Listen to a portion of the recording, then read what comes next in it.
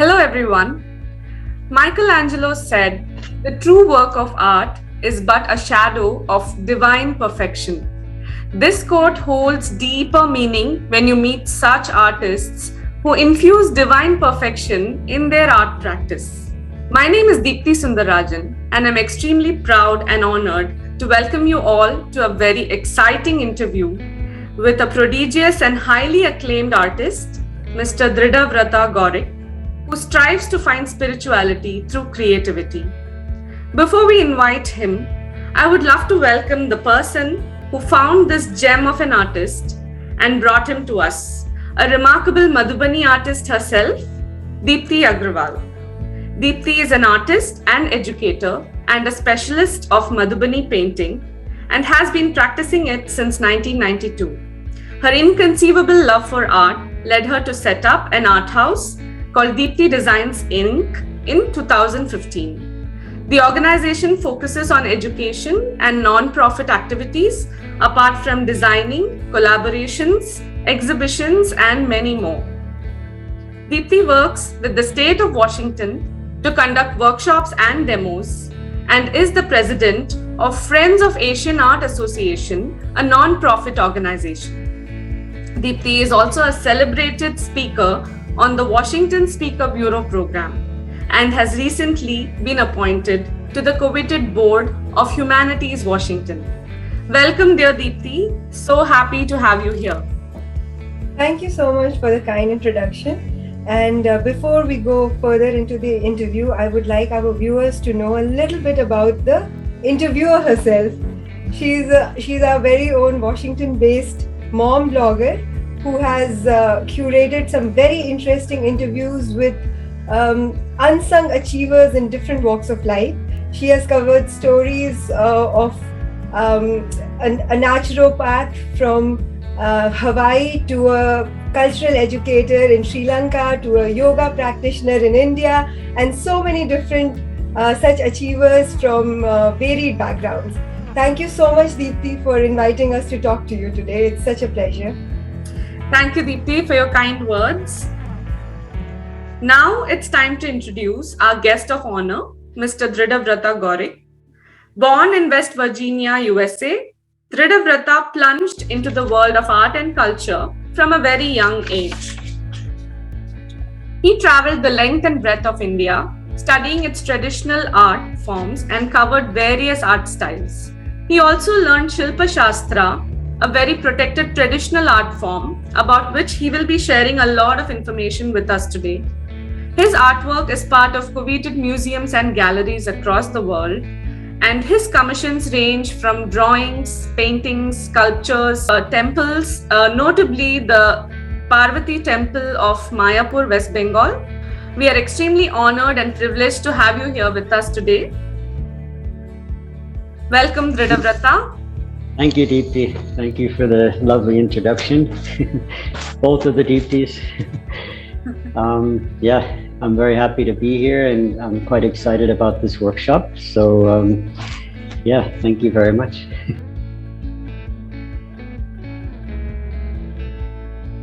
So let's first talk about your early life. You were born in the US, right? And when I first heard about you, I was very curious about your name. Can you tell us the story behind it? Yeah, sure. So I was actually born with this name, like my parents gave it to me. My parents were part of the early, Hare Krishna movement back in the 70s. So very much followers of, worshippers of Krishna, and they took a lot of inspiration from the Bhagavad Gita. So that's where my name came from. So Drdha Vrata actually means like determination or like a strong vow. Did you have any other hobbies and interests, and how was your years growing up? Tell us about that. A lot of reading and studying and things like that. I had always had some interest in art since I was a little kid. I think from 6 or 7 years old, I had this very strong interest in art. And I think it comes from both my parents because they're both quite creative. I liked sports a lot when I was a kid, mostly soccer. And Yeah, I mean, exercise and things like that. But I would say the art really took the most of my time as far as hobbies were concerned. In our research, we found that it was mostly at home that you received your early education. So, how was that experience, and how was it different from being a child going to school every day and meeting others? What was it like? Yeah, so early on, after like, I don't know, maybe from 5 years old, because we were part of a spiritual community, a lot of the kids were sent to these sort of boarding schools. Mm-hmm. They call them gurukuls. And so I went to those until I was about, I would say, 10 years old. The thing I thought would have been nice is you have that more competitive feeling when you go to a school with other kids, you know, there's like this motivation to achieve. So we didn't have that. We had our mom teaching us, so it's always easy to just, you know, Mom, I don't want to do school today, but she was pretty strict, so we learned quite a bit.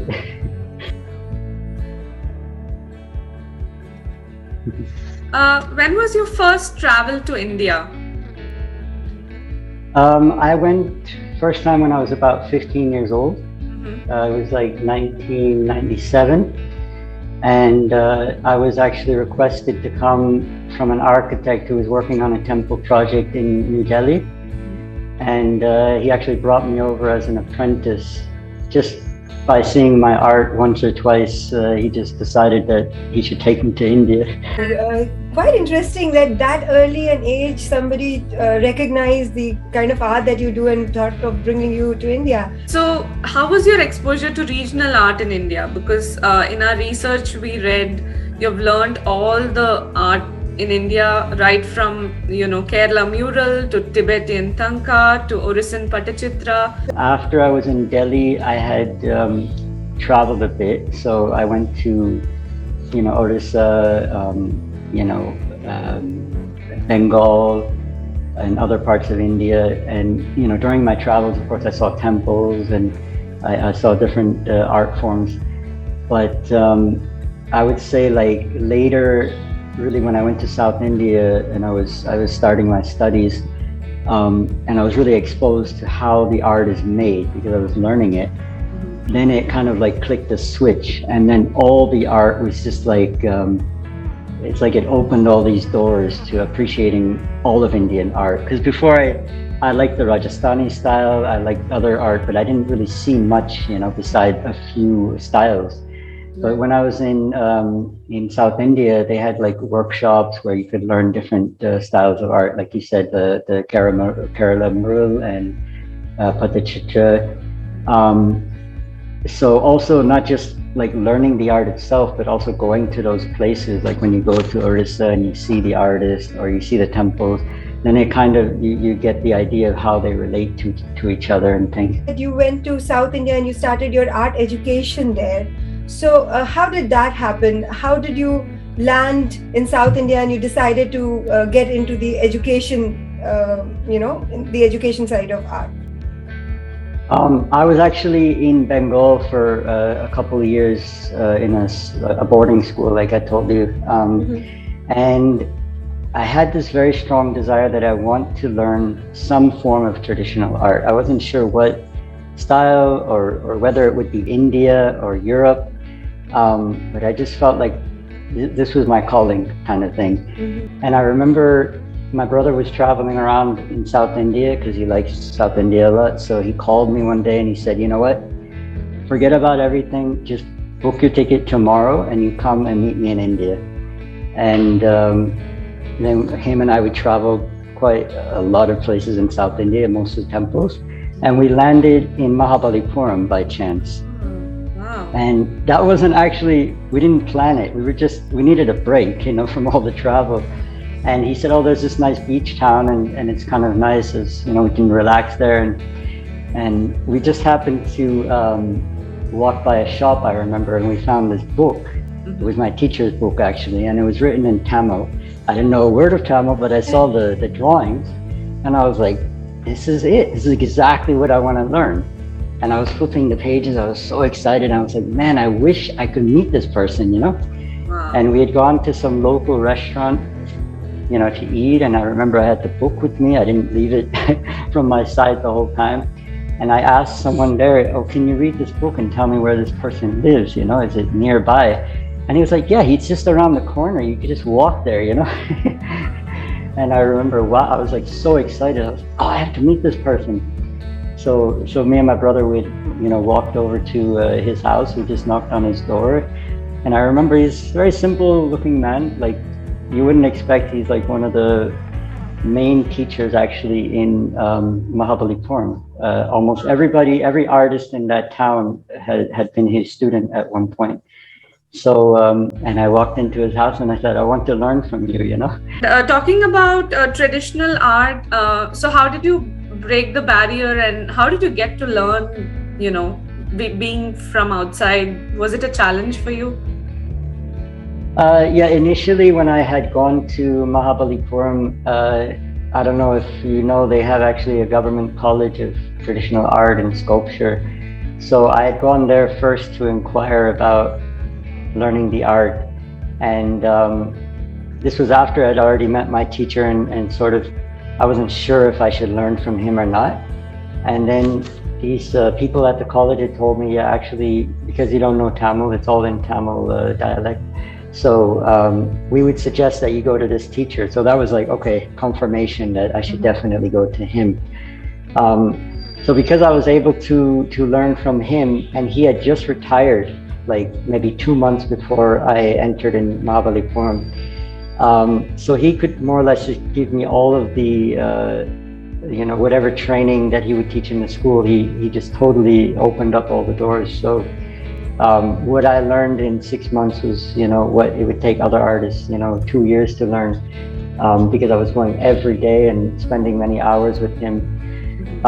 The language barrier was a little difficult because his English wasn't that great, but I sort of found a way around that because, art is very visual. So it's more like, he shows me what to do.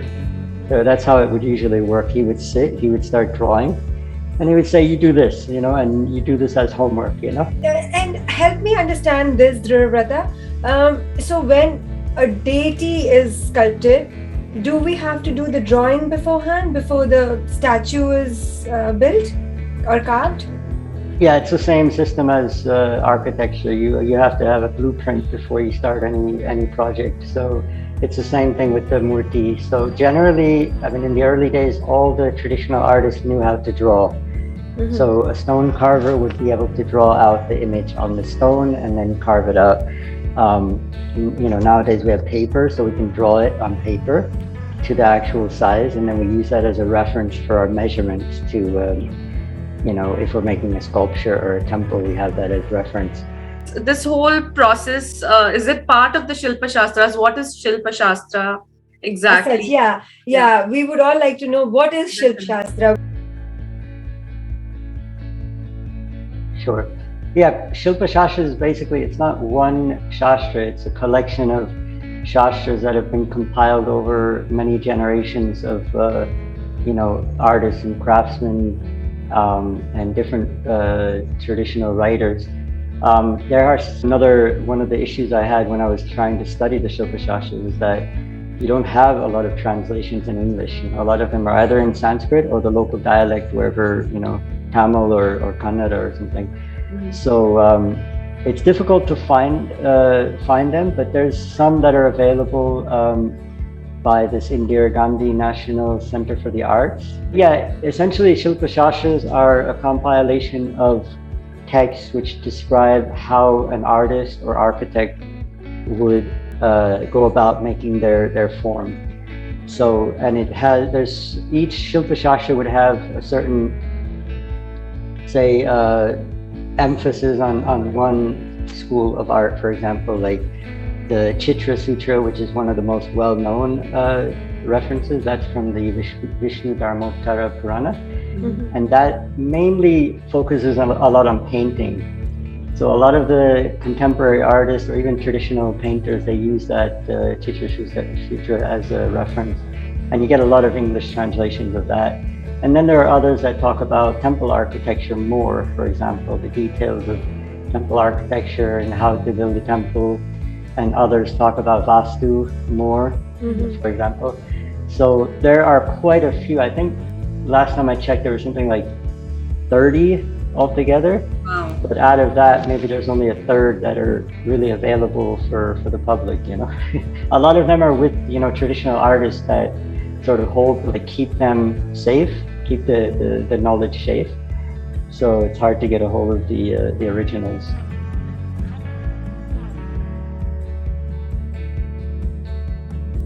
And we're also hearing a lot about talas. Can you tell us what are talas? We know the reference in music, but what is the reference in art? And what are the different types of talas? Yeah, tala is just a system of measurement, just like how you would have inches and feet. So the traditional Indian system of measurement uses talas, and talas is just one unit. So you have tala is basically the palm of your hand.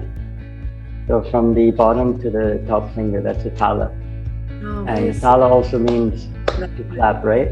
Tal. So it's also very, there's a lot of parallels between music, dance, and the arts. So the tala is used as your like your foot, you could say. It's something like a foot. And in one tala, you have 12 smaller units, right? Similar like inches. And those units are called angulas. Angulas. And angul basically means finger. Right. So it's actually the measure of the middle finger thickness. Different people say different things. Some say the height of the middle section of the finger, but mostly I've read it's the thickness of the middle finger. And that's your smaller unit. And then they have, it goes down from there. It starts from the paramanu, they call actually. Paramanu means like the minute particle, like, you know, the atom, and then it goes from there. It goes to like a lice, and then it goes to a rice grain and things like that. So in the Shilpa Shastra, there's a lot of detail, minute details, even to the point where they talk about how many eyebrows are in the eye, for example. So it's not very, like, it's not just like, oh, a few measurements. It's quite detailed if you go into it. So the tala is based on this 12 angulas. And in the body, depending on what system you use, it would have a certain number of those talas. And it goes from 1 tala to 10 talas. So we have 10 different tala scales. So Navatala kind of almost comes in the middle, you could say, because 3 or 4 of them are not used much, hardly at all. So Navatala is sort of like this base measurement. And it uses 9 talas. And when you do that measurement, it comes like a very even number, like 108. It's like quite simple to measure. And a lot of the traditional artists, they prefer to use Navatala because it's just the most simple measurement. And it can be used for both like godly names, like godly humans, and also for devas and gods. And basically, the higher scale or the lower scale are just additions to Navatala or subtraction from Navatala.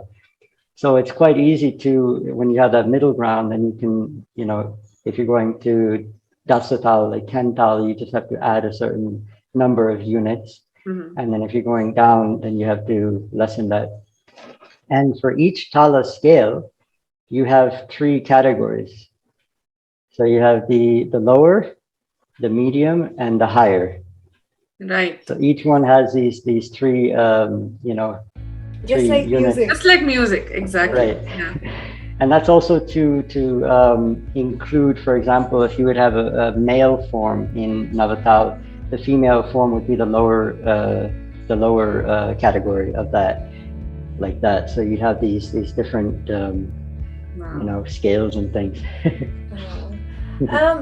So help me understand this. I know you have been exposed to the Western arts as well. Have you seen any kind of parallels between the Indian traditional arts and Western arts, or any reference between the two, any connection you've noticed anywhere or studied anywhere? Yeah, actually, interestingly enough, I came across some writings I mean, because I was always very intrigued by Da Vinci. I mean, who isn't, right? He's amazing. And while reading about more about Vitruvius, who is the architect that Da Vinci took inspiration from, describing this the ideal man, the Vitruvian man. He actually calls it the ideal man. The proportions that he describes are almost identical to what is described in some of the Shilpa Shastras in terms of this Navatala scale. Actually, ironically, it's like the same scale because he describes that the body outstretched. If you would lie down, if a body would be lying down and his arms were outstretched, then his length and width would be, equal. He would come within a square. And when he starts talking about the details of how many units are in the face, like if you divide the face and you divide the body, it's almost exactly the same as the Shilpa Shastras, how they describe. So that was quite an interesting find. I don't know how they crossed paths, or if it was from India, but it's just very interesting to see that. Deepti, now you're bringing an exciting workshop to all of us through Drdha Vrata. Can you please talk to us about it? Sure. So let's jump to the reason why we are here today. That's because Drdha Vrata very kindly agreed to doing a workshop with us on Navatalas, and we all just heard about what Navatalas is about and the parallels that are drawn between the proportions used in Navatala as well as some of the Western projects that are already there. We are going to talk a little more about it in detail as to what the workshop will cover and how it would be broken into two parts.